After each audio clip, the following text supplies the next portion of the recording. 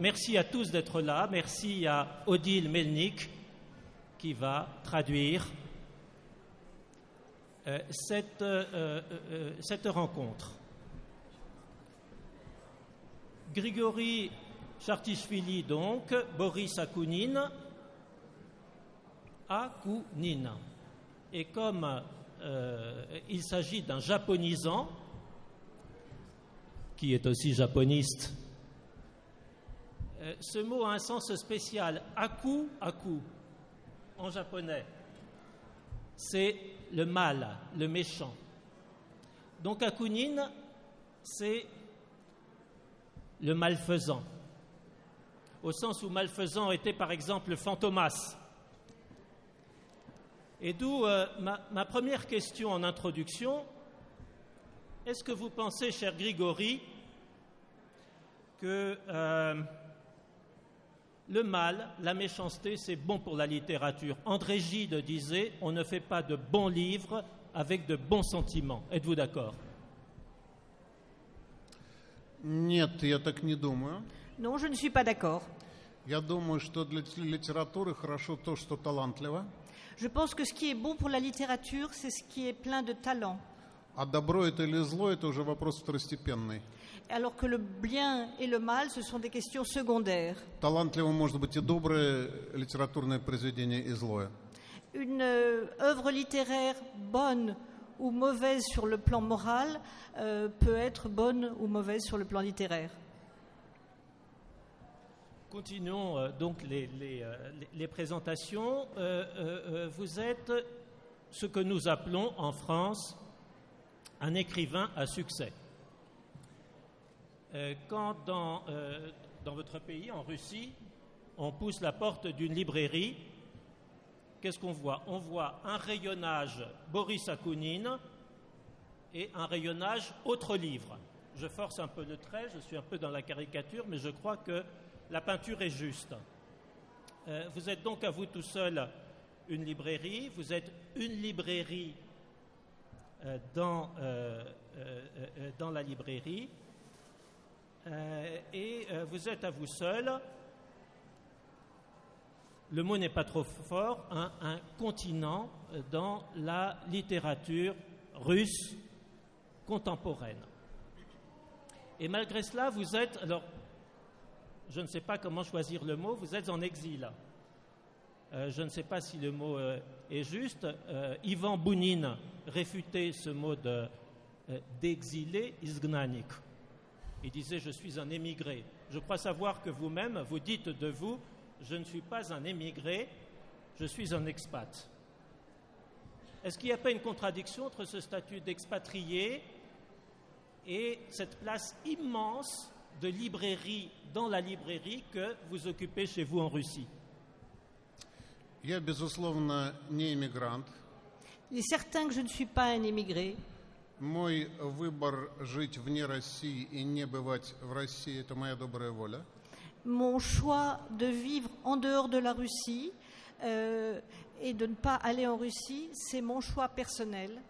Я для себя это формулирую так. У меня с современной Россией есть серьезные разногласия. Je le formule de la façon suivante. Actuellement, j'ai des désaccords profonds avec la Russie actuelle. Это как в браке, где супруги решили некоторое время пожить врозь. C'est un peu comme dans le cadre d'un mariage, les époux décident pendant un certain temps de vivre séparément. Чтобы проверить свои чувства. Pour vérifier leurs sentiments. Donc vous avez bien dit, ce choix est votre choix. Vous ne nous cachez rien. Нет, нет. Non, non. Et cette expatriation, donc ce divorce provisoire, est-ce que vous le vivez comme un bonheur ou comme une déchirure?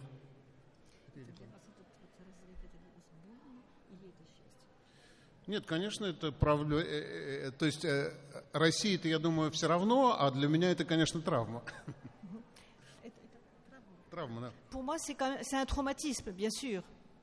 Это для меня, безусловно, личная травма. Pour moi, c'est un traumatisme personnel.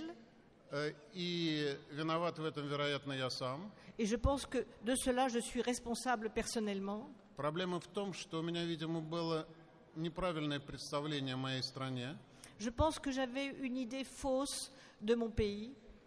А несколько лет назад, когда в России произошел вот этот взрыв демократического движения, Il y a quelques années, lorsqu'en Russie s'est produite l'explosion du mouvement démocratique, я думал, что это вот и есть настоящая Россия. j'ai pensé que c'était la véritable Russie qui apparaissait. Потом в 2014 году я увидел, что нет. Et puis en 2014, j'ai compris que ce n'était pas le cas. Я увидел, что люди моего образа мысли находятся там, в меньшинстве. J'ai compris que les personnes qui partageaient mon point de vue étaient très minoritaires. Вот. Ну, это ситуация, которая требует осмысления. Et c'est une situation qui doit être ensuite réfléchie. Если бы я жил эти годы в России, я постоянно находился бы в состоянии внутреннего раздражения. Si je continuais à vivre en Russie depuis 2014, je serais sans cesse irrité, agacé. Вот эта дистанция, это расстояние позволяет мне смотреть на ситуацию менее, ну что ли, пристрастным образом. Cette distance géographique me permet d'examiner les choses d'une façon un peu plus calme, impartiale. Я использую это время, например, для того, чтобы написать историю российского государства. Et je profite de ce temps pour écrire une histoire de l'État russe. Я сейчас пишу уже 7-й том. Et j'en suis déjà au 7e volume. И пишу я его не для того, чтобы рассказать моим читателям, что такое российское государство. Et je n'écris pas cela pour raconter à mes lecteurs ce que c'est que l'État russe. А для того, чтобы самому это понять. Je l'écris pour comprendre moi-même de quoi il s'agit. То есть мне нужно было разобраться, чтобы понять, в чем причина вот этой проблемы, этой болезни, которая поколение за поколением проходит вот эту стадию осложнения нового. J'avais envie de comprendre moi-même les origines de cette maladie qui fait que la situation de génération en génération est une situation de maladie sociale. Почему в России уже, я не знаю, там столько веков за периодом относительной свободы обязательно наступает несвобода, и почему после реформы всегда происходят контрреформы? Je voudrais comprendre vraiment pourquoi en Russie, depuis des siècles, après des périodes de relative liberté, on arrive à des périodes d'asservissement, et pourquoi après les réformes apparaissent les contre-réformes. Я по своему первоначальному образованию историк. Je suis essentiellement un historien de formation. Но ни одно из существующих объяснений меня не удовлетворяет. Значит, я понял, что мне нужно найти какое-то собственное. Mais aucune des explications formulées jusqu'ici par les historiens ne me convient. Et je me suis dit que je devais m'atteler moi-même à cette tâche. Question test, est-ce que vous entendez bien dans la salle? Nous allons faire donc un effort peut-être pour parler plus près des micros. Vous en êtes, Grigory, vous en êtes, disiez-vous, au tome 7. Le tome 7, c'est quoi dans l'histoire de l'État russe? Это очень интересное время. Это первая половина XIX века. C'est une période très intéressante. C'est la première moitié du XIXe siècle. Эта книга у меня будет называться «Первая сверхдержава». Et ce livre va s'appeler « La première lumière de la puissance russe ». Потому что это первый в российской истории опыт, когда страна вдруг стала сверхдержавой. Сверхдержавой. Et c'est en fait c'est la période, non, j'avais entendu le mot Sviet, mais c'est Svier, c'est la période où la Russie devient une superpuissance. То есть второй опыт сверхдержавы произошел после Второй мировой войны, да? La deuxième période où la Russie a été une superpuissance, ça a été après la Deuxième Guerre mondiale. В XIX веке это произошло после того, как русские войска взяли Париж, а в XX веке после того, как они взяли Берлин. Au XIXe siècle, la situation est apparue lorsque l'armée russe s'est emparée de Paris. Au XXe siècle, c'est lorsque l'armée soviétique a pris Berlin. Меня интересует, как это произошло. Меня интересует, как Россия себя вела в роли сверхдержавы и почему она перестала быть сверхдержавой. Oui, ce qui m'intéresse, c'est comment cela s'est déroulé, comment la Russie s'est comportée dans ce statut de superpuissance et comment elle a cessé de l'être. Est-ce que vous vous sentez une sympathie particulière pour l'un des protagonistes de l'histoire russe? Vous en êtes au tome 7. Est-ce que vous avez une faiblesse pour quelqu'un? Je pose la question différemment. Si on vous demandait d'écrire une biographie, un livre biographique, par exemple pour la légendaire collection Jezeel, la vie des personnalités remarquables, sur qui jetteriez-vous votre dévolu? Да, это для меня большая проблема, Oui, pour moi, c'est un problème compliqué. потому что история, которую я пишу, это должна быть безэмоциональная история.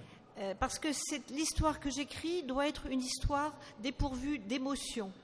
Я не пытаюсь что-то доказать. Je ne souhaite pas et ne tente pas démontrer quelque chose. Я стараюсь держать при себе свои политические взгляды.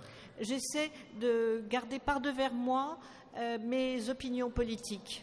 Меня интересуют факты и их значение. Ce qui m'intéresse, ce sont les faits et leur importance, leur signification. Но я не могу, мне трудно сопротивляться тому, что какие-то исторические персонажи вызывают у меня симпатию, а какие-то антипатию. Mais j'ai du mal à résister au fait que certains personnages historiques me sont sympathiques et d'autres me sont plutôt antipathiques. Первая половина XIX века в России, да, это правление двух императоров, Александра I и Николая I. La première moitié du XIXe siècle en Russie, c'est le moment où il y a eu deux empereurs qui se sont succédés, Alexandre Ier et puis Nicolas Ier. Это такие довольно архетипические две ситуации. Ce sont deux situations qu'on pourrait dire que sont des archétypes. Александр – это либерал у власти, Alexandre, c'est un libéral qui était au pouvoir. а Николай – это государственник у власти. Et Nicolas, c'était un homme d'État qui voulait incarner l'État. Здесь нужно объяснить, что в России уже 200 лет между собой враждуют две основные политические партии. Il faudrait quand même que je vous explique que depuis 2 ans, il y a 2 partis politiques qui s'opposent en Russie. Точнее говоря, две системы политического мышления. Ou plutôt 2 systèmes de pensée politique. Потому что партии могут называться по-разному. Parce que le terme parti ne convient peut-être pas. Условное название первой партии – это государственники. Donc d'un côté, il y aurait ceux qui défendent l'État. Причем государственник, это может быть хоть Николай I, хоть Сталин, хоть Путин. Это все партия государственников. Le parti des hommes qui s'intéressent surtout à l'État, c'est donc Nicolas Ier, Staline, Poutine. Суть этой платформы состоит в том, что по ней главной ценностью являются интересы государства, а не личности. Pour eux, l'essentiel, ce sont les intérêts de l'État. То есть граждане живут на свете для того, чтобы работать на государство. Donc de l'État et non des citoyens. Les citoyens, eux, ils vivent pour travailler au service de l'État. Либералы, которые могут называться тоже как угодно, Alors les libéraux, on peut les appeler de façon différente, придерживаются противоположной точки зрения, что государство существует для того, чтобы работать на граждан. ils ont un point de vue opposé. L'État doit être au service des citoyens. Понятно, что я там принадлежу ко второй точке зрения. Et vous comprenez que j'appartiens à la deuxième catégorie. Поэтому мне не может быть не симпатичен Александр I. Et c'est pour cela que Alexandre Ier ne peut pas m'être antipathique. Я, может быть, хотел бы написать еще одну биографию Александра I. Peut-être que j'aimerais bien écrire encore une biographie d'Alexandre Ier. Меня в нем интересуют и его ошибки, и его разочарования, его эволюция, все. Tout m'intéresse chez lui, aussi bien ses erreurs, ses déceptions, l'ensemble. Et peut-être aussi les mystères de sa mort. Après tout, vous êtes un auteur de polar. Нет. Я не верю в легенду старца Федора Кузьмича. Je ne crois pas à la légende qui dit ce serait perdu en Sibérie où il serait devenu un moine saint et sage. Et puisque nous avons ouvert une page politique, avant de la refermer peut-être, cette question, vous êtes écrivain, un écrivain russe, un grand écrivain russe. La politique pour vous, c'est quelque chose de propre ou de sale? C'est quelque chose à quoi il faut s'adonner ou dont il faut se protéger? Brodsky, devant les étudiants de l'université du Michigan, a prononcé un jour, c'était en 2008, un grand discours un petit peu moraliste avec dedans 6 commandements. Et le commandement numéro 3 à la jeunesse américaine, c'était « Ne touchez pas trop à la politique ». Да, это, конечно, это проблема, и здесь, конечно, есть там чувство вины не только у меня, но и я думаю, что и у всего сословия российского, к которому я принадлежу. Je pense que vous avez raison et qu'il y a un sentiment de faute, de culpabilité qui m'appartient et que ressent aussi l'ensemble du groupe social auquel j'appartiens. Мы в 90-е годы все относились к политике как к делу грязному. Dans les années 90, nous considérions la politique comme une affaire sale. Мы все не хотели пачкать рук. Nous ne voulions pas nous salir les mains. Мы все были увлечены, каждый из нас, своими личными проектами. Chacun d'entre nous était intéressé et passionné même par ses propres projets. Да и я тоже. Moi aussi. Многие из нас добились успеха в своих личных проектах. Et beaucoup d'entre nous ont réalisé avec succès leurs projets personnels. Построили лично для себя весьма комфортную жизнь. Et ont réussi à bâtir pour eux-mêmes une vie tout à fait confortable. Тем временем другие люди, которые не боялись грязи, занимались политикой и забрали страну себе. Et pendant ce temps-là, il y avait des gens qui n'avaient pas peur de se salir les mains et qui faisaient de la politique. Я думаю сейчас, что это вот историческая вина и безответственность поколения, к которому я принадлежу. Et donc ceux qui faisaient de la politique se sont emparés du pouvoir et je pense que c'est la faute de ma génération, des gens tels que moi, qui sommes restés en retrait.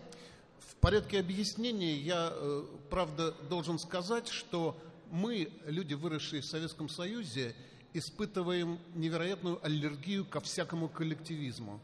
Je dois dire quand même que l'ensemble des personnes qui sont nées, qui ont grandi en Union soviétique, nous détestons tout ce qui a un rapport avec le collectivisme. Поскольку мы выросли в ситуации, когда тебя насильно заставляют все время с кем-то объединяться, ты вырастаешь невероятным индивидуалистом. Je pense que lorsque l'on vous force, depuis que vous êtes tout petit, à sans cesse vous unir à d'autres personnes, sans que vous l'ayez choisi, vous devenez un individualiste forcené. Мы вообще плохо умеем объединяться. Nous avons du mal à nous unir aux autres. Государственники объединяются гораздо лучше. Alors que les hommes qui veulent défendre l'État sont beaucoup plus doués pour cela. Потому что они готовы служить чему-то, а мы все время думаем в основном про себя. Parce qu'ils sont prêts à servir quelque chose, alors que nous pensons essentiellement à nous-mêmes. И когда собираются там деятели démocratique движения, то это собрание таких индивидуальностей. Et lorsque des gens qui font partie du mouvement démocratique se réunissent, en fait, c'est une réunion d'individus qui ont chacun leur point de vue. И основная энергия уходит на выяснение отношений между этими индивидуальностями, а на борьбу с общим врагом сил остается уже мало. Et en fait, la plupart de l'énergie qui est dépensée est utilisée à ce que chacun explique son point de vue et le défende par rapport aux autres qui ne sont pas d'accord, ce qui fait qu'il ne reste plus d'énergie pour lutter contre l'ennemi commun. Сейчас основная общественная жизнь в моей стране по необходимости, по неизбежности переместилась в социальные сети. Actuellement, la vie sociale dans notre pays se développe essentiellement sur les réseaux sociaux. Ну, поскольку это единственная зона свободы, которая осталась. Parce que c'est la seule zone de liberté qui reste. Вот, и когда ты там видишь, ты видишь, что все люди либеральных взглядов в основном ругаются между собой. Et on voit sur les réseaux sociaux que les gens qui ont des idées libérales se disputent entre eux.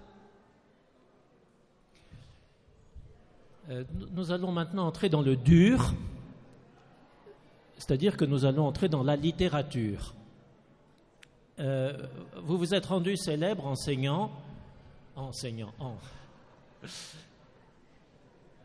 tous les lapsus sont freudiens, sauf les miens. Non pas enseignant, mais en signant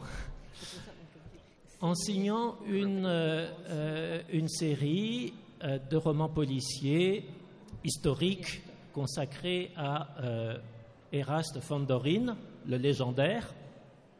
Et l'année passée, il y a de cela 1 an, vous avez publié le dernier volume, le 16e, en disant « J'arrête ». Et je lui dis adieu à von Dorin, avec un titre contradictoire, puisque ce titre dit « Nie prощаюсь ». Je ne vous dis pas adieu, mais qu'importe. C'est une page que vous avez tournée et vous en avez ouvert une autre en sortant une trilogie qui s'inscrit non pas dans la littérature de divertissement, mais dans la littérature, on va dire la grande littérature, la littérature sérieuse, la littérature romanesque de haute facture. Donc, au revoir ce que vous appeliez les belles lettres de divertissement, en bon russe, belletristika, au revoir, et bonjour, la littérature romanesque dans la tradition pure et dure, dans la tradition, je dirais, tolstoïenne. Est-ce que c'est chez vous un changement de stratégie littéraire? Ну да. Oui. Моя, так сказать, писательская карьера делится на 2 части. Ma carrière d'écrivain se divise en 2 parties. Первые 15 лет я руководствовался в основном внешними факторами. Pendant les 15 premières années, j'étais guidée plutôt par des phénomènes extérieurs. То есть книжным рынком. Et donc, je faisais attention au marché littéraire, au marché des livres. Ну, допустим, началось все с того, что я видел, что в России появился большой средний класс. J'ai découvert qu'en Russie était apparue une classe moyenne importante. Этот средний класс нуждается в полном культурном арсенале. Et donc cette classe moyenne a besoin d'un arsenal culturel complet. В том числе в собственном круге чтения. Et en particulier un groupe pour la lecture, un cercle pour la lecture. А читать ему нечего. Qu'il y a moins de lecteurs. Потому что в русской литературе есть только или очень высокая литература, или совсем низкая. Parce que sans cela, il peut y avoir une littérature de très haut niveau ou bien une littérature de très bas niveau. Поэтому нужно заполнить эту нишу, нужно создать литературу среднего уровня. Et donc j'ai senti qu'il fallait que j'occupe cette niche et que je crée une littérature de niveau, disons, moyen. Так появился проект Борис Акунин. Et c'est comme cela qu'est apparu le projet intitulé Boris Akunin. Просто я был внутри книжного мира, я был профессиональный редактор, и я очень хорошо знал и понимал эту ситуацию. Donc, j'étais moi-même à l'intérieur du monde des livres, j'étais un professionnel, je travaillais comme éditeur et rédacteur, et donc je voyais comment les choses se passaient. И в течение 15 лет я писал такую литературу. Pendant 15 ans, j'ai donc écrit ce type de livre. Это было весело, это было приятно, это было выгодно. C'était agréable, c'était sympathique, c'était avantageux financièrement. Все меня любили. Tout le monde m'aimait beaucoup. Вот, но 6 или 7 лет назад я решил, что я буду писать по-другому. Et puis, il y a 6 ou 7 ans, j'ai décidé d'écrire autrement. Я ухожу из большого спорта. Et donc, j'ai quitté la compétition sportive de haut niveau. Я буду руководствоваться своими внутренними мотивациями. Et donc, je vais plutôt être guidé par mes motivations personnelles, intimes. Я буду писать про то, что интересно мне. Je vais écrire sur ce qui m'intéresse moi-même. И пусть со мной останутся там та часть читателей, которым тоже это интересно. Et à ce moment-là, peut-être que ne restera avec moi que la partie de mes lecteurs qui s'intéressent à ces choses-là. Вот после этого какое-то время я писал параллельно и то, и другое. Et pendant un certain temps, j'ai écrit parallèlement un type de littérature et l'autre. В прошлом году я действительно написал последний роман про Фандорина. L'an dernier, c'est vrai que j'ai écrit le dernier livre consacré à mon héros Fandorine. Вот, и сейчас я чувствую себя очень хорошо и свободно. Et maintenant, je me sens très bien, je me sens libre. У меня есть большой проект «История российского государства», Donc j'ai ce grand progrès, l'histoire de l'État russe, где я grand projet, пытаюсь pardon, объяснить самому себе, что такое Россия. où j'essaie de m'expliquer ce que c'est que la Russie.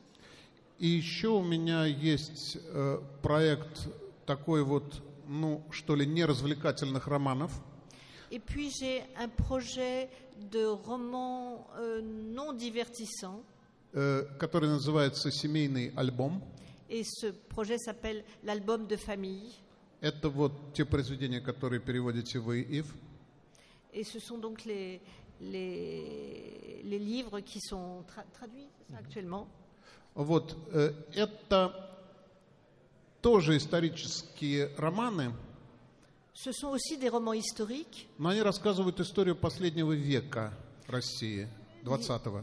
Et ça concerne l'histoire du XXe siècle en Russie. Роман про 1910-е годы, 1920-е годы, роман про 1930-е годы.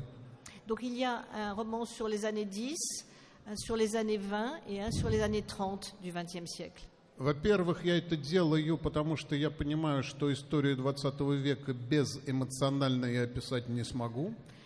Je fais cela parce que je comprends que je suis incapable d'écrire un roman sur le XXe siècle sans y mettre de l'émotion.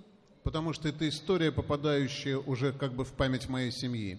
Parce que cette histoire, elle entre dans la mémoire de ma famille. Вот. И лучше это писать при помощи романов, честнее. Et je pense que c'est mieux et plus honnête d'écrire cela au moyen d'un roman.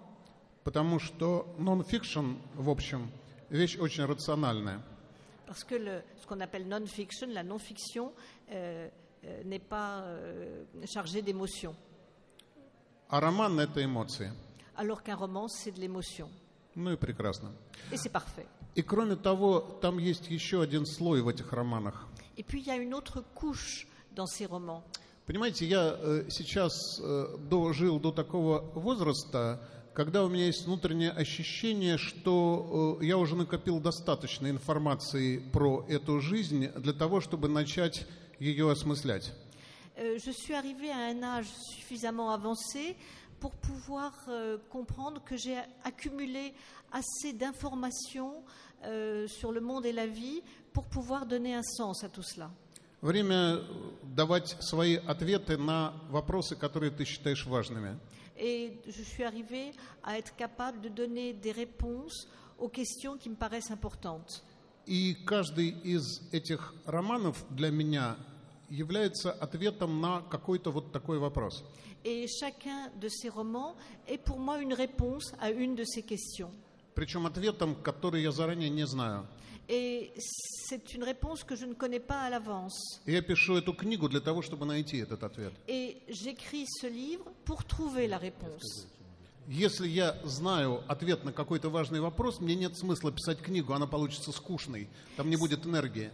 Si je connais à l'avance la réponse à une question, il ne faut pas que j'écrive un livre là-dessus, parce que ça serait un livre ennuyeux. Pour vous éclairer un peu, de quoi s'agit-il ? Il s'agit en effet d'une trilogie dont le titre générique est Album de famille, qui se compose de 3 romans. Ces 3 romans qui sont parus désormais en traduction française sous la belle couverture des éditions Louison. Vous pouvez les trouver, ces 3 romans, au stand de la librairie du Globe. Le premier s'intitule Aristonomia, le deuxième L'autre voie et le troisième, attention, Heureuse Russie. Alors, commençons par le commencement. Aristonomia. c'est un mot un petit peu mystérieux, c'est un mot que vous avez forgé, et c'est un mot qui signifie en gros la science du mieux. Rechercher ce qu'il y a de mieux en soi pour atteindre un accomplissement personnel complet. Donc une quête de soi accomplie. Alors en effet, c'est un roman qui se passe au début du XXe siècle, avant, pendant, après la Révolution, avec un protagoniste qui est Anton Khloboukov. Et comment dire, Khloboukov, on peut le résumer, je crois, comme ça, il déteste, de par son humanisme, tellement la souffrance qu'il a décidé d'embrasser la profession d'anesthésiologiste pour éteindre la douleur. Un peu intellectuel, un peu rêveur, penseur, beaucoup. Alors c'est une question que je n'aime pas du tout et pourtant elle me brûle les lèvres, alors je vais vous la poser. Est-ce que Anton, c'est vous? Нет, он гораздо лучше, чем я. Non, il est bien meilleur que moi. Но дело здесь даже не в протагонисте. Mais l'essentiel, ce n'est peut-être pas le héros. Для меня это трилогия о счастье. Pour moi, c'est une trilogie sur le bonheur. Это, что ли, 3 разных курса счастья. Ce sont 3 chemins différents vers le bonheur. И разного счастья. Et de bonheur différents. Первый роман – это про то, что такое одиночное счастье. Le premier roman, c'est un roman sur ce qu'est le bonheur pour une personne. Поскольку каждый из нас, в общем, живет на свете, рождается и умирает один. Parce que dans la mesure où chaque personne naît et meurt seule, самое важное понять там, зачем ты на свете живешь и что тебе делать с твоей жизнью. L'essentiel, c'est de comprendre pourquoi une personne est sur Terre et qu'est-ce qu'elle va faire de cette vie. Надо сказать, что в этой трилогии я не боюсь показаться простодушным, мне это все равно. Je n'ai pas peur d'avoir l'air naïf, ça m'est égal. Потому что на самом деле не существует точного определения даже на такой простой вопрос, что такое добро и что такое зло. Parce qu'en fait, il n'y a pas de définition précise de ce qu'est le bien et ce qu'est le mal. Вернее говоря, существует много разных теорий, и каждая из них своя система ценностей. Et je pourrais dire plutôt qu'il y a toute une série de théories différentes et chacun a son système de valeurs. Моя задача была найти ту систему оценок, которая устроит меня, и измерить добро, зло и счастье вот в этой системе координат. Pour moi, ce qui est important, c'est de trouver le système de valeurs qui me convient et à l'intérieur de ce système, de pouvoir fonctionner. Второй роман был про другое счастье, про счастье вдвоем. Это роман про любовь. Le second roman est un roman sur le bonheur à deux. C'est un roman sur l'amour. В духе, не знаю, Стендаля. Un peu dans le style de Stendhal. То есть это теория любви, теория правильной любви. C'est une sorte de théorie de l'amour juste. И поэтому этот роман, он такой довольно комичный, потому что теоретизировать насчет любви – это заведомо комичное дело. Et c'est pour ça que ce roman est assez comique, parce que théoriser sur ce sujet, c'est comique. Мой герой, такой вот сухарь, сидит и пишет теорию любви. Donc, mon héros écrit une théorie de l'amour. А при этом мы видим в художественной части, что с ним происходит, когда он сам проходит через любовь, и он там очень смешной. Et puis nous voyons par ailleurs ce qui lui arrive lorsqu'il découvre l'amour et qu'il vit l'amour, et c'est assez amusant. Rassurons le public, il y a aussi beaucoup de pratiques. Вот. А третий роман на тему не менее трудную. Может ли Россия быть счастливой страной, и что для этого нужно? Et le troisième roman est consacré à la question: la Russie peut-elle trouver le bonheur et comment? Это роман редкого сейчас жанра «Утопия». Donc c'est un roman qui est dans le genre qui est maintenant assez rare, celui de l'utopie. И там действия происходят в том числе в России 23 века, где все прекрасно. Et l'action se déroule en partie au XXIIIe siècle en Russie, et là tout est parfait. Dans le premier roman, Aristonomia, une chose m'a beaucoup impressionné, beaucoup intrigué, c'est la mécanique de votre rapport à la mort. C'est un livre, la mort est à chaque page. Anton Kloboukov échappe 1000 fois à la mort. Il est, peu après la Révolution, emprisonné parce qu'il traîne dans les rues de Petrograd avec un Kodak. Et on le prend pour un espion, on le jette en prison. Et là, tous les jours, il y a une visite dans la geôle où il est enfermé. On sort des prisonniers sur liste et ils vont au poteau, ils vont à la fusillade. Ces scènes de mort sont très nombreuses dans le fil du livre et en même temps très impressionnantes parce qu'on ressent physiquement, j'ai envie de dire physiologiquement, la mort. On sent à chaque page son haleine sur son cou. D'où cette question, d'où vous vient, Grigori, cette étonnante intimité avec la mort? Ну, просто всякий писатель по роду своей профессии интересуется будущим. Je pense que tout écrivain, simplement parce que c'est son métier, s'intéresse à l'avenir. Поскольку это будущее, как же им не интересоваться? Et comme la mort appartient à l'avenir, comment ne pourrais-je ne pas m'y intéresser? Как сказал, я забыл кто, не так давно, должен вас предупредить, что никто из нас живым отсюда не выберется. Et je ne sais plus très bien qui a dit il y a quelque temps, je dois vous prévenir, aucun d'entre nous ne sortira vivant d'ici. Oui, mais là, vous biaisez un petit peu parce que vous nous faites rire dans votre livre. Vous ne nous faites pas rire du tout. On a les jetons.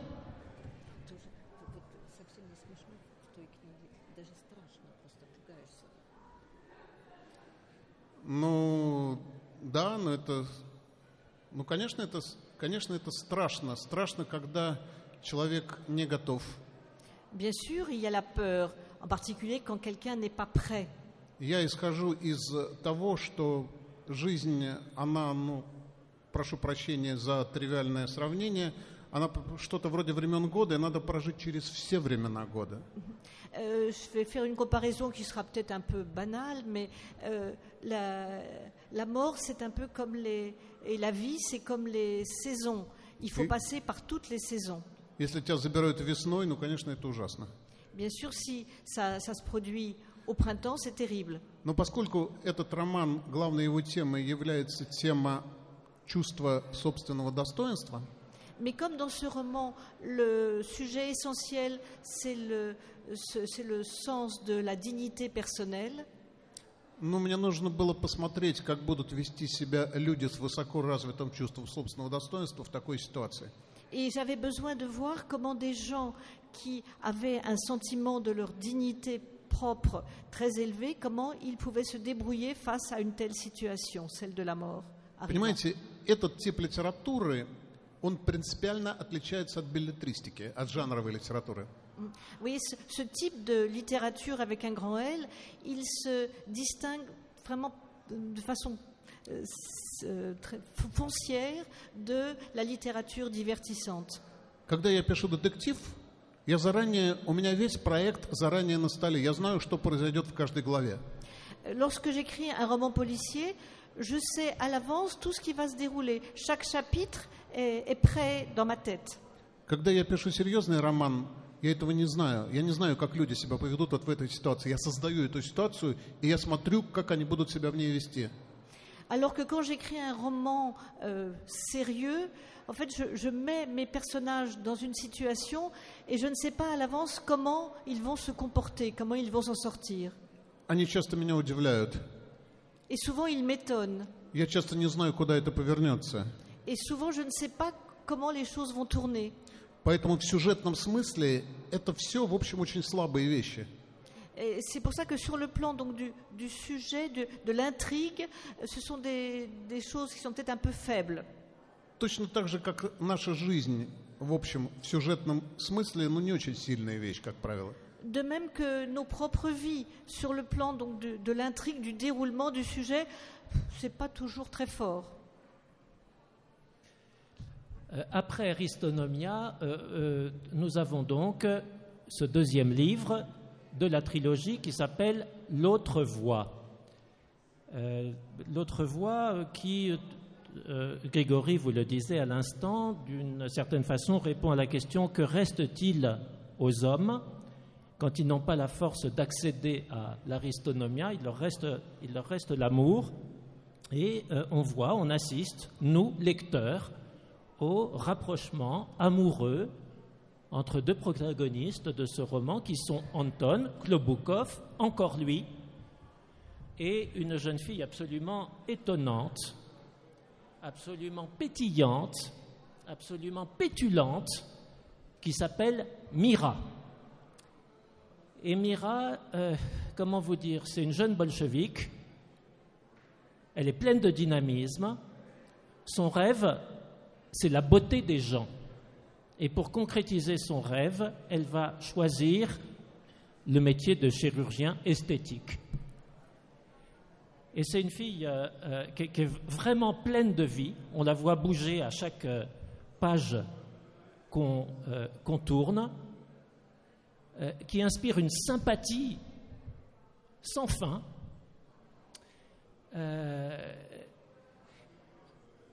Et quand on la voit, alors elle est bolchevique, elle est très féminine, mais elle est aussi très féministe. Féministe, est-ce que vous l'êtes? Ну, конечно, я феминист. Bien sûr. Конечно, мне женщины нравятся больше, чем мужчины. Bien sûr que les femmes me plaisent plus que les hommes. Я имею в виду, сейчас веду просто, как говорится, по-человечески больше нравятся. Je dis simplement en tant que personne humaine. Ну, они добрее, самоотверженнее, там, как правило. Elles sont plus généreuses, elles sont plus capables de se sacrifier. Потом у меня там с мужчинами в жизни бывали разные отношения, а с женщинами, в общем, всегда хорошие. J'ai eu différents types de relations avec les femmes dans ma vie, mais dans l'ensemble, c'était de très bonnes relations. Ну, и должен сказать, что я женщин знаю гораздо лучше, чем мужчин. Et je dois dire que je connais beaucoup mieux les femmes que les hommes. Я всегда ими очень интересовался, начиная с детского сада. Je me suis toujours beaucoup intéressée aux femmes dès le jardin d'enfants. Из мужчин я главным образом знаю самого себя. Parmi les hommes, je crois que celui que je connais vraiment bien, c'est moi-même. Alors, on assiste dans le roman, entre autres choses, à une conférence complètement débridée, qui, je crois, serait impensable aujourd'hui, qui s'appelle « La vie sexuelle sous le socialisme ». Et vraiment, c'est décoiffant, c'est moderne, et ça fait rougir. Alors on pense à un certain mouvement féministe, historique, conduit notamment par Alexandra Kollontai. Moi, j'ai vécu la personne de Mira comme une jeune Kollontai combative. C'est du moins comme ça que je l'ai interprétée. Dites-moi, si Mira était vivante aujourd'hui, elle serait quoi? Elle serait Femen? Elle serait Pussy Riot? Elle serait MeToo? Qui serait-elle? Ну, я думаю, что главная ее черта – это естественность.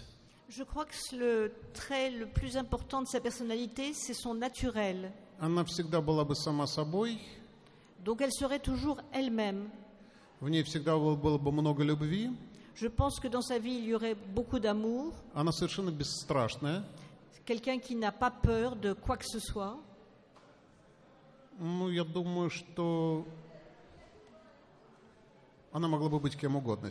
Elle pourrait être n'importe qui maintenant, qui, peu importe. Единственное, что мне кажется, она вряд ли стала бы заниматься сегодня феминистским движением. феминистским? Думаю, нет. Je pense qu'elle ne serait pas membre actuellement d'un mouvement féministe. Потому что сейчас для этого уже не требуется столько героизма, как в 20-е годы. Parce que je pense qu'aujourd'hui, on a moins besoin d'héroïsme dans ce domaine que dans les années 20. Alors, vous parlez d'héroïsme. Mira est une héroïne, mais une héroïne qui va mourir en héros. Parce qu'elle est bolchevique, mais dans le livre 3, dans les années 30, elle va finir à l'interrogatoire. Et c'est une des plus belles morts peut-être qui soit dans les 3 livres, parce que bolchevique elle est pourtant convoquée à l'interrogatoire sous la torture, elle va se battre jusqu'au bout. Mourir, oui, mais mourir en vainqueur parce qu'elle va arracher l'œil de son tortionnaire. C'est tragique, c'est magnifique, mais cher Grigori, pourquoi avez-vous tué Mira? Она сама, я не виноват. C'était elle-même, je ne suis pas responsable, je ne suis pas coupable. Я виноват в том, что я поставил ее в такую ситуацию. Bien sûr, je suis coupable de l'avoir mise dans une telle situation. Но когда она оказалась в этой ужасной ситуации, я понял, что этот человек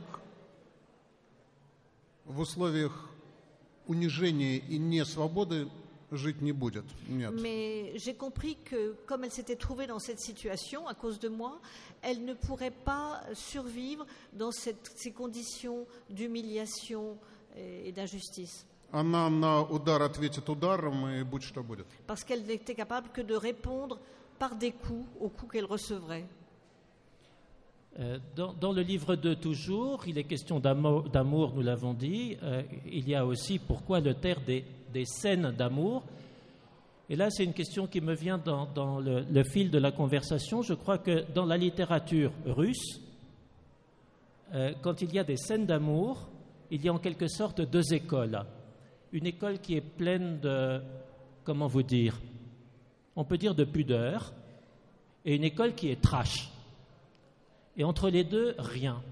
Vous êtes, je crois, dans la tradition prude. Pourquoi n'y a-t-il rien entre 2 en termes de littérature amoureuse, on va dire, érotique? Ну, просто потому что я этого не умею. Simplement parce que je ne sais pas écrire Mais je ne parle pas autrement. de vous seulement, je parle de la littérature russe en général. Ну, русская литература, понятно, почему такая. В XIX веке она была такая очень викторианская, как, в общем, везде. Au XIXe siècle, la littérature, non seulement la littérature russe, était victorienne. В XX веке, когда мировая литература перестала быть викторианской, в России началось советское викторианство. Et puis, au XXe siècle, lorsque le monde est devenu différent, en Russie soviétique a commencé une nouvelle période, disons, Это было очень ханжеское такое, что ли, общество, C'était une société vraiment extrêmement prude, где из иностранных фильмов вырезали там части женской анатомии. Dans les films étrangers qui étaient projetés, on faisait disparaître les femmes nues qui pouvaient être dans un plan. Я в середине 80-х годов пришел на работу в журнал «Иностранная литература», который занимался переводом иностранной литературы. Au milieu des années 80, je suis entrée à la rédaction de la revue Littérature étrangère. И я еще застал эти редакционные обсуждения, на которых просто надо было следить за своим лицом, чтобы не лопнуть со смеху. Et j'ai assisté à des réunions de rédaction où vraiment il fallait résister terriblement à l'envie d'avoir un fou rire extraordinaire, justement lorsqu'on évoquait ce qu'il fallait couper dans une œuvre étrangère. Я помню, например, как мы должны были публиковать роман Эмиля Ажара «La vie de François». Oui, je me rappelle le projet de publication donc de La vie de François d'Émile Ajar. Сидят, значит, 3 старых члена редколлегии. Donc il y avait 3 membres du collège de rédaction. И обсуждают, что им с этим делать. Et c'était des vieilles personnes qui discutaient de ce qu'il fallait qu'ils fassent de ce livre. Там есть персонаж транссексуал. Il y a parmi les personnages un transsexuel. С ним они поступили просто. Alors ils ont pris une décision brutale à son sujet. Они сделали его женщиной. Ils en ont fait une femme depuis le début. Какие-то там сцены они вырезали. Ils ont coupé certaines scènes. Слова, которыми, допустим, обозначался женский половой орган, они назвали ее естество. Et les termes qui désignaient les organes sexuels féminins ont été appelés son naturel à elle. Нет, это был чудесный коллектив. C'était extraordinaire. Я помню, как дама-корректор, пожилая, незнакомое слово поправила в книжке, и у нее оргазм превратился в организм. Et il y avait une dame, une vieille dame, qui était correcteur, donc qui relisait les œuvres, et quand il y avait un mot qu'elle ne connaissait pas, le mot orgasme, elle l'a remplacé par organisme. Elle a pensé qu'il y avait eu une faute de frappe.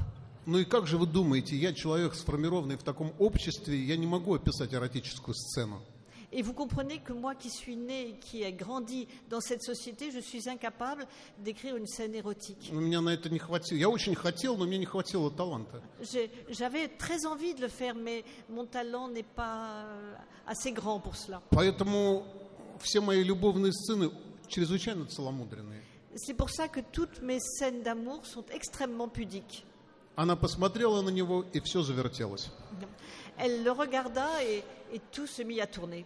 Мне в какой-то момент захотелось написать серию детективов не про мужчину, а про женщину, женщину-детектива. Donc, à une période, j'ai voulu écrire une série de romans policiers dont l'héroïne serait une femme.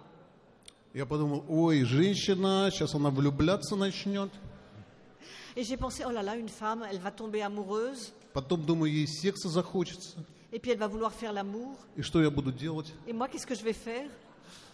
И я сделал ее монахиней. Et donc j'ai choisi qu'elle serait religieuse. Et c'est Pélagueïa. Bref, quand on est un écrivain russe, on est plus à l'aise avec la mort qu'avec l'amour. Donc,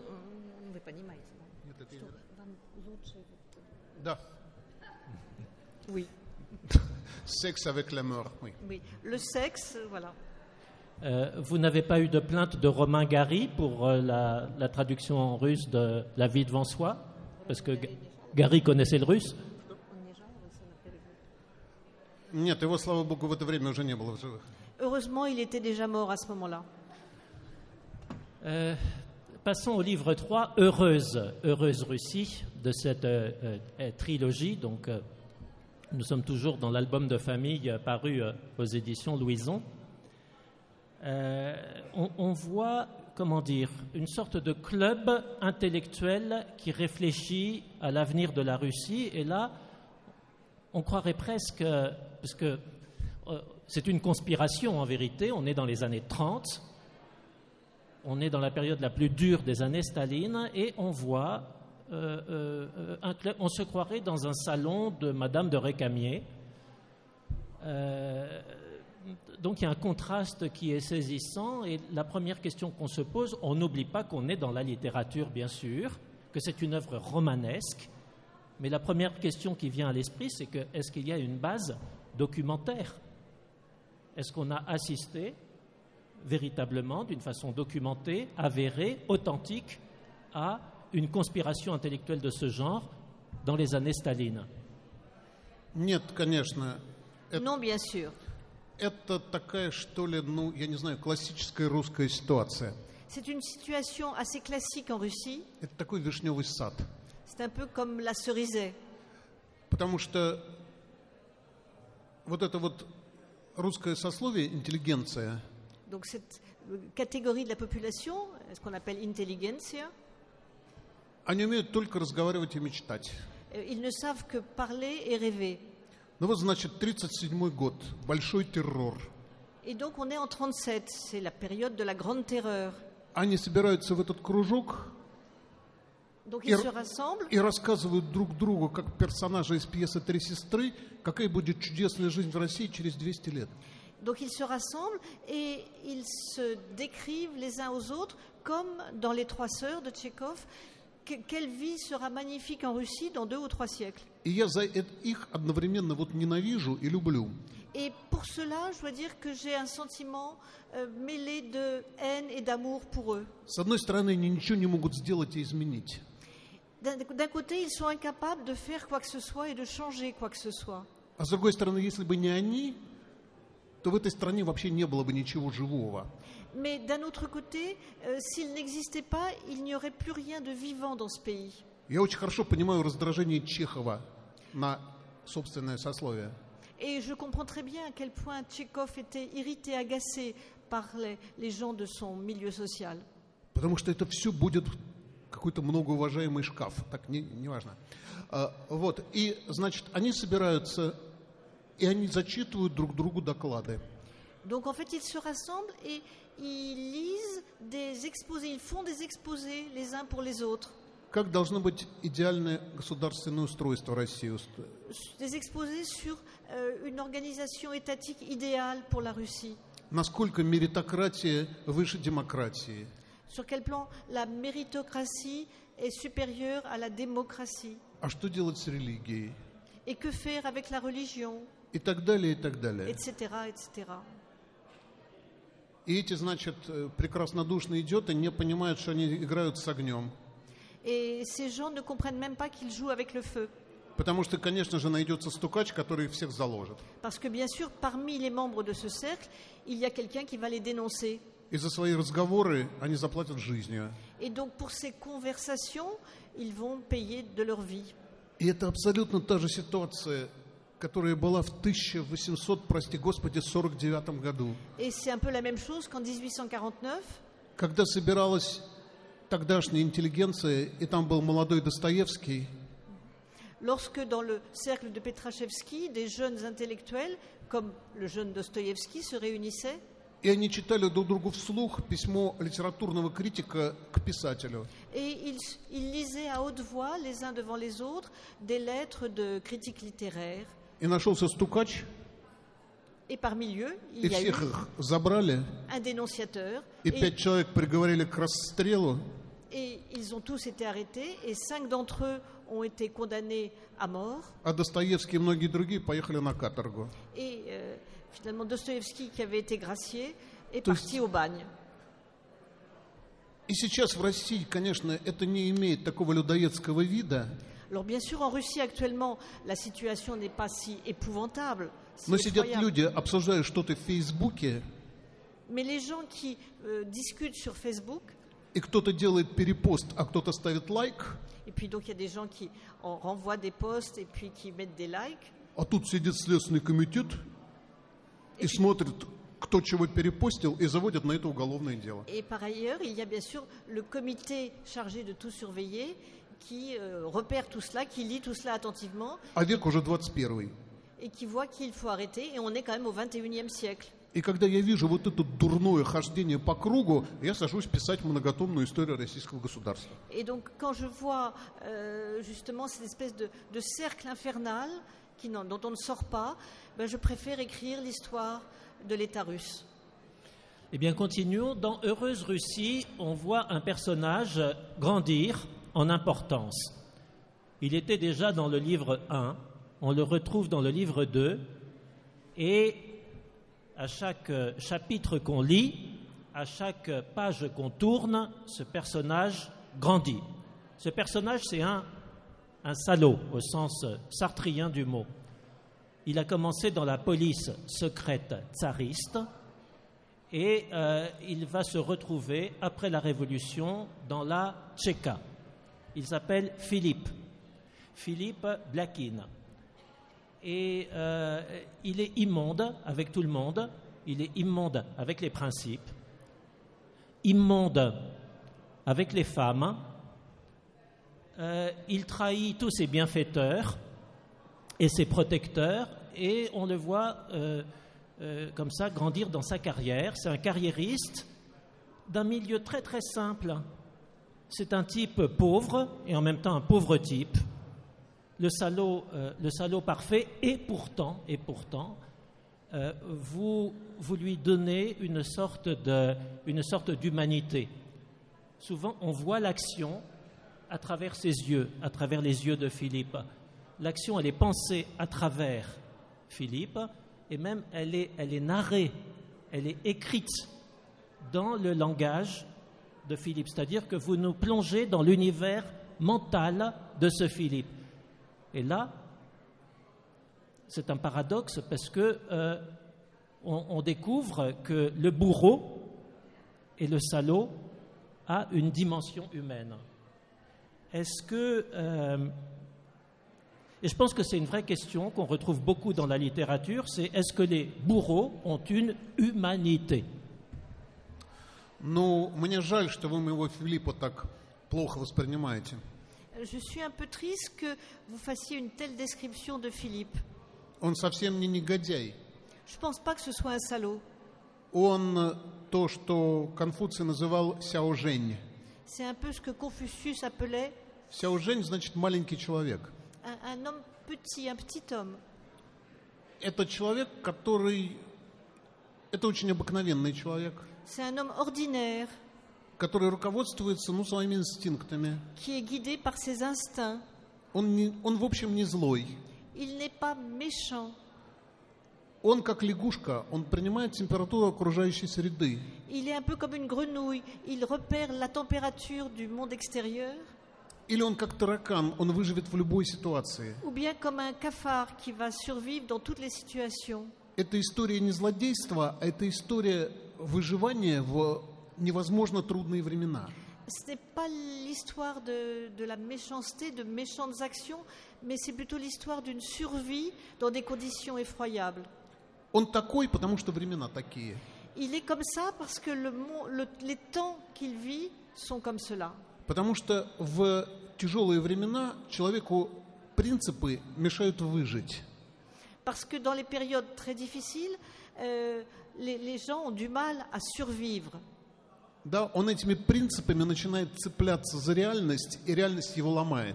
Donc il essaie de s'accrocher à la réalité, mais la réalité le brise. Филипп человек без принципов. Единственный его принцип – это выживание.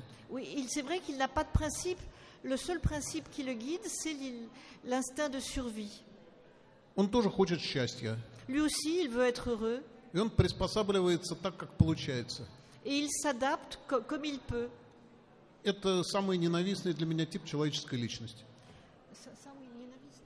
Et c'est ce qu'il y a de plus haïssable comme personnalité humaine. Il est quand même un peu méchant. Hein. Le livre 3 se termine. Il met sa femme nue, à genoux, au milieu de la pièce et lui donne des coups de pied. Avec un pied bien chaussé. C'est méchant. Mais effectivement, le paradoxe, c'est qu'on est plein de tendresse pour lui. Времена такие. C'est l'époque qui voulait cela. Я уверяю вас, что если бы он родился в Швейцарии, он был бы совсем другим.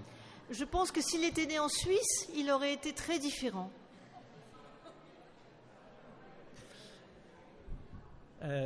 Sachez en tout cas que Philippe est un personnage très difficile à traduire. Parce qu'il a cette langue de petit garçon du peuple. Et autant qu'Oblukov, par exemple, Anton, c'est un intellectuel. Donc il parle russe, mais c'est comme s'il parlait français. Philippe, non. C'est un russe de la rue qui parle avec beaucoup d'immédiateté. C'est un personnage à haut risque pour un traducteur et très difficile à rendre en français. Когда я был литературным переводчиком, Moi-même, quand j'étais traducteur, я часто оказывался в подобной ситуации. je me suis souvent trouvé dans une situation comme celle-là.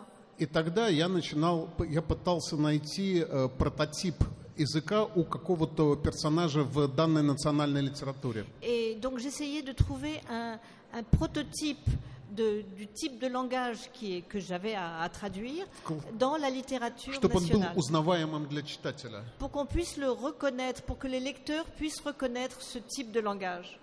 На самом деле другого выхода, я думаю, здесь и нету. Надо за что-то зацепиться. Oui, il faut essayer de trouver une prise pour le faire. Merci de votre prise de parole confraternelle. Donc une littérature, vous l'avez compris, éminemment romanesque, beaucoup d'émotions, beaucoup d'actions, beaucoup de réflexions. Je crois que ce sont là des romans véritablement puissants. Et cela m'inspire une question d'ordre plus général qui concerne le destin de la littérature. Est-ce que on dit beaucoup de choses très pessimistes sur la littérature, ses concurrents culturels. Est-ce que vous pensez que la littérature a un avenir, que le livre a un avenir, que le roman a un avenir? Est-ce que dans 100 ans, dans 500 ans, on en lira encore? Est-ce que la littérature a des ennemis? Qui sont ses ennemis? Voilà la question qui me taraude. Я совершенно не боюсь за будущее литературы. Je n'ai pas la moindre peur concernant l'avenir de la littérature. Я думаю, что литература – это самый сильный из всех жанров искусства. Je pense que la littérature est parmi les arts le plus fort. Потому что ничто, не только литература может дать человеку вот что. Seule la littérature peut donner aux gens. Когда, допустим, я не знаю, ты смотришь фильм или спектакль, ты смотришь на это со стороны. Quand on regarde un film, quand on voit un spectacle au théâtre, on est extérieur. Ты все время видишь других людей. On voit d'autres gens. Это другая жизнь. C'est une autre vie. Когда ты читаешь роман, если это очень хороший роман, ты идентифицируешься с героями. Mais si on lit un roman, si c'est un très bon roman, on s'identifie aux héros. И это единственное, что на этом свете дает тебе возможность прожить другую жизнь, попасть в другую реальность, попасть в кожу другого человека. Никакой другой вид искусства тебе этого не даст. Et c'est le seul art qui permet de vivre une autre vie, d'entrer dans la peau d'un autre personnage, de découvrir autre chose que sa propre vie. И литература, конечно, будет меняться как форма. Bien sûr, la forme littéraire va évoluer. Но уже понятно, что она уйдет из бумаги. Bon, il est clair que le roman sur papier disparaîtra. Ничего страшного в этом нету. Mais c'est pas grave. Целее будут леса. Il y aura plus de forêts. А литература будет использовать новые возможности. Mais la littérature utilisera de nouvelles possibilités. Я уже сейчас пытаюсь это делать. J'essaie dès maintenant de faire cela. Я сейчас уже пытаюсь писать тексты, которые в принципе не могут существовать на бумаге. J'écris dès maintenant des textes qui, en principe, ne seront plus publiés sur papier.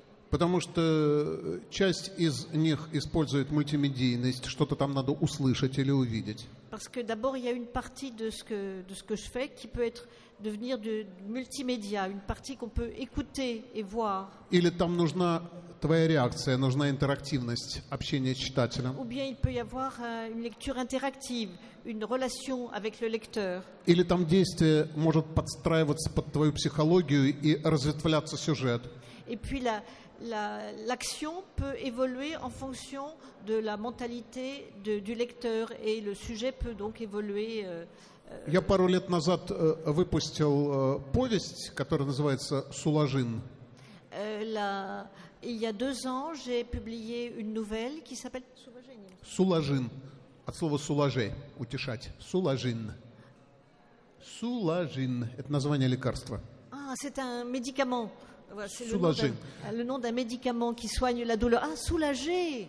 Ah, soulager, c'était français. Она может существовать только в интернет-варианте. Oui. Et cette nouvelle n'existera que sur Internet. Ты начинаешь читать историю некую. Donc on commence par à lire une histoire. Потом ты доходишь до места, где ты должен сделать выбор. Et puis à un moment précis, on doit faire un choix. История поворачивает или туда, или сюда. Donc le choix pour l'histoire, elle va aller dans un sens ou dans un autre. Потом еще раз и еще раз. Et puis à nouveau, ça va se produire, et puis encore. В результате получается 8 совершенно разных сюжетов и разных жанров. Et donc il va y avoir finalement 8 sujets différents complètement et 8 genres différents. И это не просто так. Каждый из этих вопросов, он определяет психотип читателя. Et de plus, chacune des questions qui sont posées au lecteur permet de définir le type psychique du lecteur. В результате ты получаешь тот жанр, который соответствует твоему внутреннему желанию. Et donc le lecteur, finalement, obtient le genre littéraire qui lui convient précisément. А в конце ты получаешь диплом, дающий твою психологическую характеристику. Et ensuite, quand on a fini de lire le texte, on obtient un diplôme qui est une sorte de portrait psychologique. Это, конечно, там игра, да? Bien sûr, c'est un jeu. Это демонстрация возможностей, которые появляются. C'est simplement une démonstration des possibilités qui apparaissent. Здесь можно придумать вообще много всякого. Это очень интересно. Mais on peut inventer des tas de choses différentes, c'est très intéressant. Поэтому за литературу не бойтесь. Она всех съест и все переварит. Donc ne vous inquiétez pas pour la littérature, elle dévorera tout et digérera tout. En tant qu'écrivain, Grigory, est-ce qu'il y a des choses que vous vous interdisez d'écrire, des choses qui sont pour vous tabous? Je ne parle pas de censure officielle, peut-être une censure intérieure, des choses dont vous dites non, ça, je n'y touche pas. Я об этом не думал никогда. Мне кажется, что нету. Je n'ai jamais pensé à cela, je crois que non, il n'y en a pas. У меня есть темы, которые меня очень занимают. Il y a des sujets qui m'intéressent beaucoup. Они меня занимают до такой степени, что я одновременно пишу 3 книги. Des sujets qui me passionnent tellement que j'écris en même temps 3 livres. Потому что, это жадность, мне не хочется ничего выпускать. Parce que j'ai peur de rater quelque chose, donc je suis une sorte d'avidité en moi. И я перескакиваю от одной книги к другой примерно там каждые 2 недели. Et donc je passe d'un livre à l'autre à peu près toutes les 2 semaines. Что мне мешает? Мне мешает техника. Ce qui me gêne, c'est la technique. Я имею в виду те технические приемы, которые я освоил и которые у меня есть. Это мой главный враг. Oui. Je veux dire les procédés techniques que je suis capable d'utiliser, et c'est vraiment mon ennemi le plus important. Количество слов ограничено, мне его не хватает. Le nombre de mots est limité, je n'en ai pas assez. Вот композитору почему-то количество нот не хватает, хотя их только 7, а мне слов мало. C'est drôle, les compositeurs ont suffisamment de notes, pourtant il n'y en a pas tellement, et moi c'est les mots qui me manquent. Я начинаю писать, и я останавливаюсь, потому что я уже и эту метафору я использовал, и это выражение я использовал. И когда рука пишет сама, это ужасно. Et je commence à écrire, et puis je me rends compte que cette métaphore que je viens de proposer, je l'avais déjà utilisée. Cet adjectif, cette image, je les avais déjà proposés. Вот в чем самая тяжелая проблема, когда ты написал уже 70 книг. Voilà, c'est le problème le plus grave quand on a déjà écrit 70 ouvrages. Vous avez dit une fois dans une interview que vous étiez très intéressé, très fasciné par les séries télévisées. Les séries. Pourquoi? Потому что сейчас, на мой взгляд, самое интересное в искусстве происходит в телесериалах. Moi, j'ai l'impression qu'aujourd'hui, ce qu'il y a de plus intéressant dans le domaine de l'art, ça se passe dans les séries télévisées. Там собралось невероятное количество очень талантливых писателей, режиссеров, продюсеров, актеров. Et dans ces séries, on retrouve rassemblés des gens qui ont un talent fou, à la fois réalisateurs, scénaristes, d'abord réalisateurs, acteurs, producteurs. Причем они сейчас до такой степени осмелели, что они позволяют делать себе довольно сложные провокативные вещи. Et puis maintenant, ils sont tellement entraînés qu'ils ont plus d'audace, et parfois ils font des choses assez extraordinaires. Там есть чему поучиться. Des choses un peu provocatrices, et il y a des choses que je pourrais justement apprendre auprès Когда ты d'eux. сталкиваешься с чем-то талантливым, это заряжает тебя энергией. Quand on est confronté à quelque chose de plein de talent, cela vous donne de l'énergie. Точно так же, когда ты сталкиваешься с чем-то посредственным, это тебя убивает, у тебя руки опускаются. De même que lorsqu'on est confronté à quelque chose de médiocre, on en est un peu anéanti. Поэтому я очень осторожен во всех новых художественных впечатлениях. C'est pour ça que je suis très prudent pour tout ce qui est des nouvelles impressions face aux choses artistiques. Обычно я прошу сначала жену что-то посмотреть или прочитать, и она мне уже говорит, это мне повредит или нет. Donc je commence par demander à ma femme de lire ou de voir quelque chose, et puis ensuite elle me donne son avis et je me lance ou pas. Она выполняет роль сапера. Donc elle permet de faire le tri. Elle est dans la salle, on la salue. Anna Vzalier. Je vais devoir dire quelque chose de très triste, qui est que notre rencontre va bientôt se terminer. Nous allons donner bientôt la parole à la salle pour quelques petites questions très rapides en mode blitz. Avant cela, j'ai une dernière question à vous poser, Grigory. Depuis bientôt 1h30, il nous écoute de là où il est. Il est à 100 mètres d'ici. C'est Alexandre Dumas dans le Panthéon.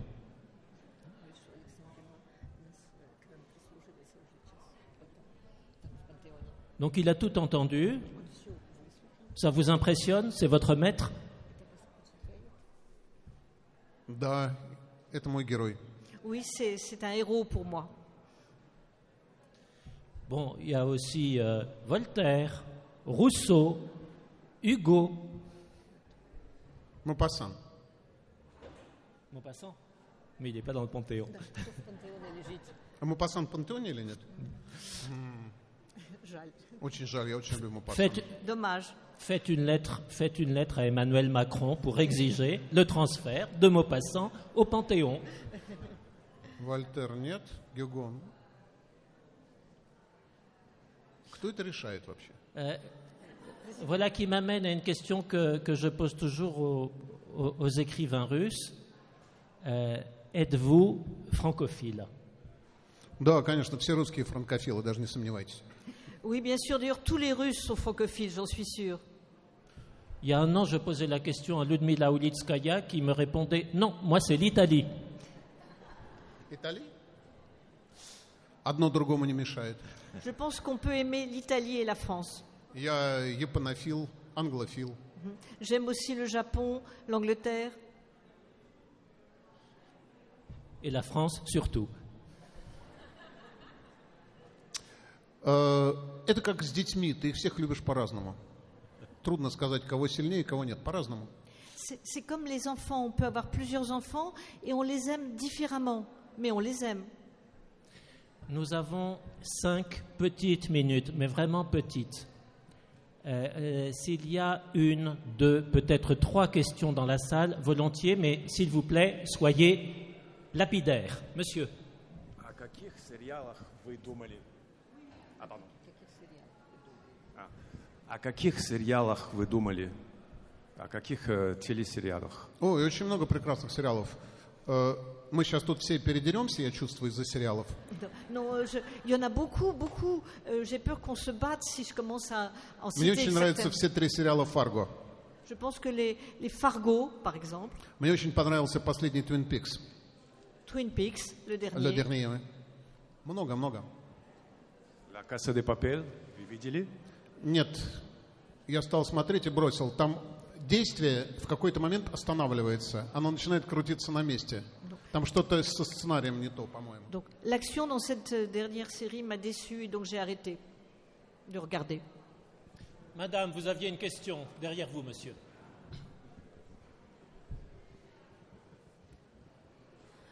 Добрый день. Я хотела спросить для ваших русскоговорящих почитателей, где в Париже можно ваши книги приобрести? На русском языке.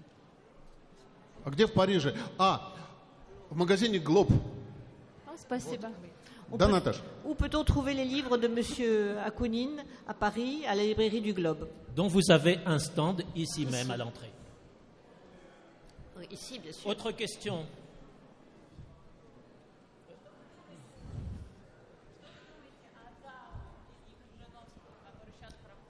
Что я думаю о ДАУ? Так, проект ДАУ. Кто слышал про проект ДАУ? Поднимите, пожалуйста, руку. Qui a entendu parler de ce projet? Levez la Ага. main. Le projet Я просто- DAO.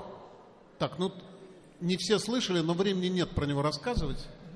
Je vois que presque tout le monde en a entendu parler, mais on n'a pas le temps d'en parler Тем maintenant. более сегодня последний день, по-моему, когда его Et показывают. je crois que c'est le dernier jour aujourd'hui ou l'avant-dernier. Завтра. Я скажу одно. Это, по-моему, это очень интересно. Je ne vais dire qu'une seule chose, je crois que c'est très intéressant. Тут есть о чем говорить, есть о чем спорить. Il y a de quoi discuter, de quoi ne pas être d'accord, Что не так часто случается с русским искусством в последние mais ça годы. arrive assez rarement à propos de l'art russe ces derniers temps. Donc ça, c'est déjà intéressant. Можно вопрос? При каком условии вы вернетесь в Россию и насколько это вообще реально? À quelles conditions vous reviendriez en Russie? Как только там начнет что-то меняться. Dès que quelque chose y changera. Если начнет меняться или политический режим, или общественное настроение, одно из двух. Si le régime politique change ou si l'humeur, la façon de penser collective évolue. Nous parlions d'Ivan Bounine. Moscou avait envoyé un écrivain et poète, Konstantin Simonov, auprès de Bounine pour le ramener à Moscou. Moscou ne vous a envoyé personne pour vous ramener? Слава богу, политический режим в России не считает литературу чем-то важным. Нам, писателям русским, сейчас очень повезло. Heureusement, nous avons de la chance, écrivains russes de l'époque actuelle, parce que les gens qui sont au pouvoir estiment que la littérature n'a aucune importance. Donc Вот. on est tranquille. Владимир Путин, слава богу, книжек не читает, и это наше Heureusement, большое счастье. Vladimir Poutine ne lit pas de livres, donc c'est une grande chance pour nous. Eh bien, c'est sur cette note tristement optimiste et très akouninienne que nous allons devoir clore cette belle rencontre, je crois. Un merci tout spécial à Odile Melnik, l'interprète. Merci Yves, merci Odile. Et quant à Grigory Chartishvili, Boris Akounine, il faut premièrement le lire et deuxièmement l'applaudir. Спасибо, merci. Merci beaucoup. Спасибо большое.